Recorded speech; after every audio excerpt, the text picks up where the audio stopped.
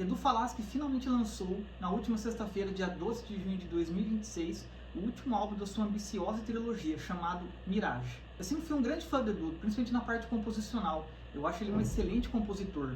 Isso já era possível de ver no Angra e na sua antiga banda, o Almar. Ele decidiu partir para uma carreira solo e, na minha opinião, de muito sucesso. A trilogia começa com Vera Cruz, de 2021, depois vai para Eldorado, de 2023, terminando agora com Mirage deste ano.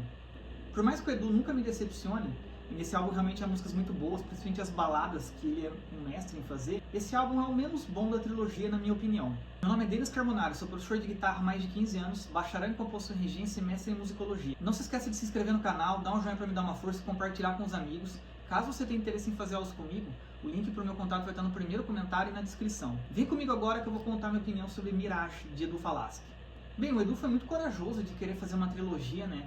Uma coisa que, vamos dizer, toma a vida de uma pessoa por bastante anos, né? E ele conseguiu terminar, ele lançou 3 álbuns e são 3 álbuns muito bons. O meu favorito é o primeiro, o Vera Cruz, depois vem o Eldorado e aí vem o Mirage.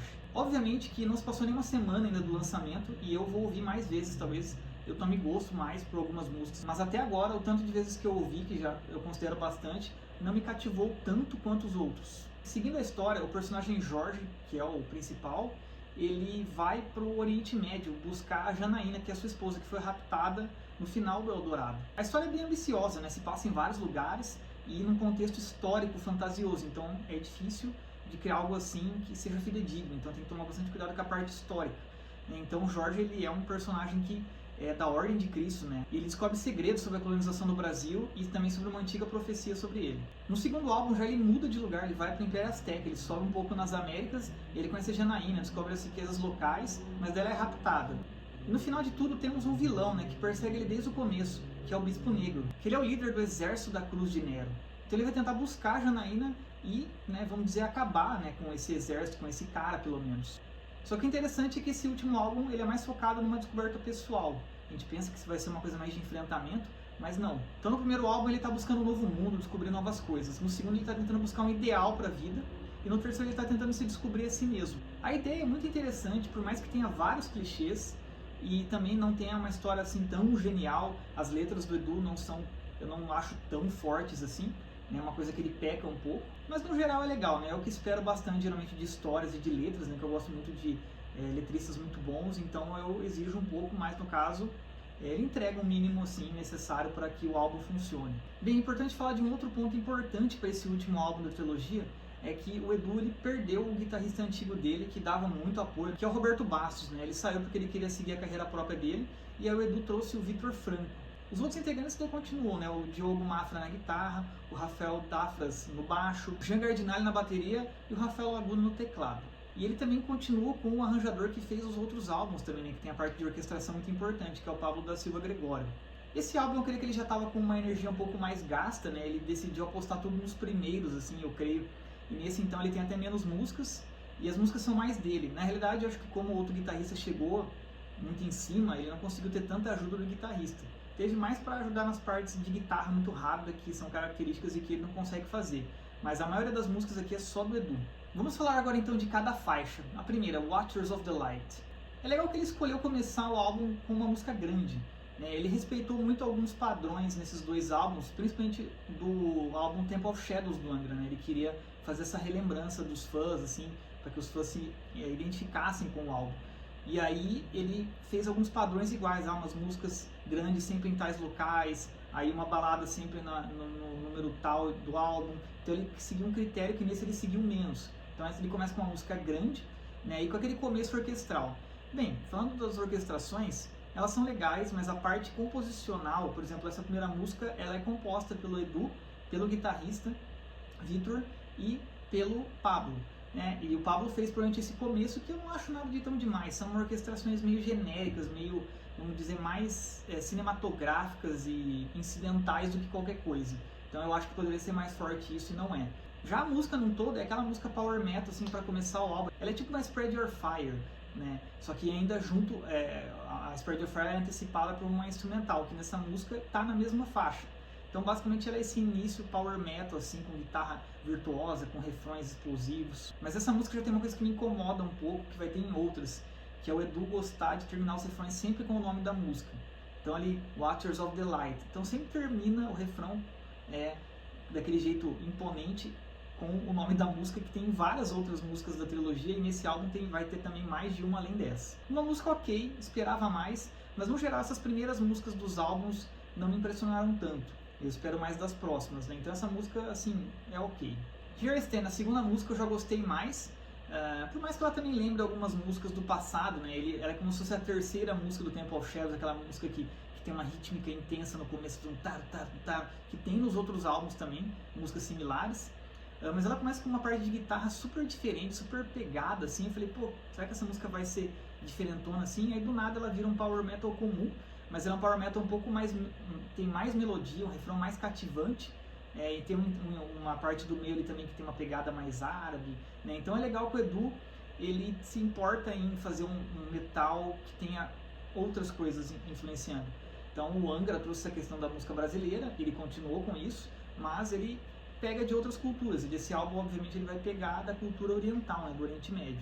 Mirage é uma música que me decepcionou no começo, né, que foi o primeiro single ali, ele lançou e eu ouvi e falei, cara, pra ser um single assim, não me impressionou muito, pra ser o título do álbum, né. E realmente, pra ser a música título do álbum, esperava mais, mas é uma música forte, é uma música boa, tem uma participação muito boa da Veronica Bordachini, então essa questão de ele trazer as pessoas de fora também é muito legal, né, que é uma tradição ali que ele pegou do Angra também, então isso ele fez em cada álbum, ele manteve essa tradição, né, de fazer certas coisas todas as vezes nos álbuns, e aí ele chamou essa mulher para cantar, e deu uma pegada muito oriental mesmo, colocou escalas orientais, instrumentos ali diferentes, e tem um refrão muito legal também, eu comecei a gostar dele, então é uma música forte, uma música legal. Quarta música, Echoes of Vows. Bem, essa é a primeira balada do álbum, né, ela é um pouco mais pesada, mas ainda assim é considerada uma balada, e ela é boa, assim, eu esperava mais por ser uma balada dele, geralmente ele tem uma melodia mais cativante, e também termina o refrão falando Echoes of Vows, então enche um pouco o saco, mas é uma música boa, bonita, tem umas melodias interessantes, e também tem uma introdução de piano, né, legal colocar outros instrumentos, eu acho muito positivo você marcar as músicas, não começar elas iguais, não deixar elas parecidas, então as músicas até aqui até que elas têm uma diferença interessante, né, elas não são parecidas entre si, então esse é um ponto positivo. A quinta música, Unchained, né, o segundo single que ele lançou, já gostei mais, me empolgou. Não me empolgou tanto quanto eu gostaria, mas me empolgou. E depois, quando eu fui ouvindo, eu fui gostando mais dela. Uma música complexa, né, que tem partes instrumentais difíceis, rápidas, passagens mais lentas, mais melódicas, mais pesadas.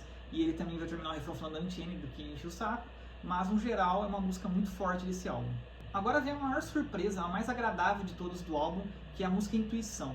Essa música tem um convidado muito especial para fazer a guitarra, que é o Rafael Bittencourt. O Edu e o Rafael se aproximaram esse ano, depois de anos brigando, né? A gente triste por gostar da época que eles estavam juntos, né? Eles brigaram feio, assim, bem feio mesmo. E aí agora eles estão, né, tomando atitudes maduras de se reaproximar. E é maduro em vários sentidos, tanto no pessoal quanto no profissional. Eles estão ganhando muito dinheiro com essa junção, né? Teve o festival lá que eles tocaram todos juntos. E agora ele convidou o Rafael para participar. Então um vai ajudando o outro ali. E é legal porque ele chamou o Rafael bem numa música que é uma pegada mais brasileira e do Angra, inclusive. No último álbum do Angra, que é o Cycles of Pain, tem uma música com nome em português que é O Vida Seca. Então ele fez essa música também, Intuição, que é cantada em português também, uma coisa diferente. E que o Angra já fez lá atrás com Cássio Caçador, né? Hunters and Prey, que é uma música espetacular do Angra, que tem uma versão em português e que tem essa pegada desse ritmo um pouco mais brasileiro na guitarra, distorcida. Então é claramente uma inspiração nessas músicas, né, essa música Intuição. E até o momento é minha favorita do álbum. Considero a melhor música do álbum, que tem uma coisa cativante, que dá vontade de ouvir várias vezes, uma melodia muito bonita, uma letra legal. Sétima música, Cycles of Dust, é uma das músicas que mais me decepcionaram do álbum. Tem até o convidado, que é o Roy Khan. Tem a composição também do Victor, né? Ele ajudou a compor essa música, mas a música não tem nada de tão demais, assim, uma melodia muito marcante, nem assim, riffs marcantes. Ela realmente, até agora, é a música mais fraca do álbum, na minha opinião. Oitava música, On Your Own, ela começa no piano, assim como Intuição também, aquela outra que eu falei.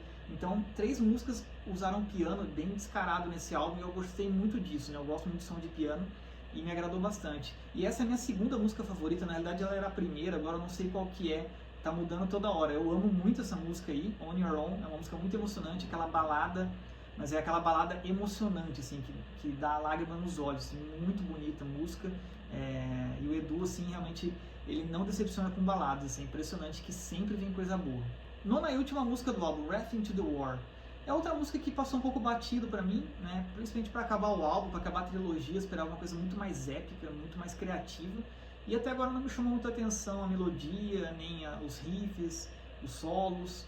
Né? Então é uma outra música que realmente eu não me cativou muito. Eu esqueci de falar também que a Mirage foi composta também com o Victor, né? Então 3 músicas que foram compostas com outras pessoas, né? A primeira que teve a composição do Pablo, né? Porque tem a introdução toda ali que é a composição dele, e o Victor ajudou. Mirage também o Victor ajudou, e Cycle of Dust que o Victor também ajudou.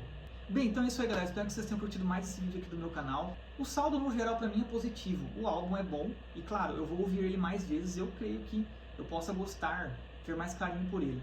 Mas, no geral, eu preferi o primeiro, depois o segundo, depois o terceiro da trilogia. O Edu, no geral, não decepcionou. Ele fez um álbum bom. É que eu esperava mais, né? Quando a gente espera mais, a gente acaba se decepcionando. Mas o álbum, sim, é muito bom. Musicalmente, maravilhoso. As ideias são legais. Tem algumas coisas ambiciosas demais, talvez, algumas coisas clichês. As capas do álbum do Edu também eu acho que são super genéricas, parece uma coisa que você procura na internet lá. Coisas orientais, você acha a capa desse álbum, sabe? Então é um pouco sem personalidade as capas dos álbuns. A ideia também, assim, é um pouco clichê, mas até que ele colocou alguma coisa pessoal ali. Mas musicalmente, principalmente, é muito bom. O Edu é um excelente compositor. Então a gente sempre é muito agraciado com as obras dele. Deixe aqui nos comentários o que vocês acharam desse álbum e qual que é a música favorita para vocês dele. Não se esqueça de se inscrever no canal, dar um joinha para me dar uma força, compartilhar com os amigos. Caso você tenha interesse em fazer aulas comigo, não se esqueça que o link no meu contato vai estar no primeiro comentário e na descrição. Um abraço e até a próxima.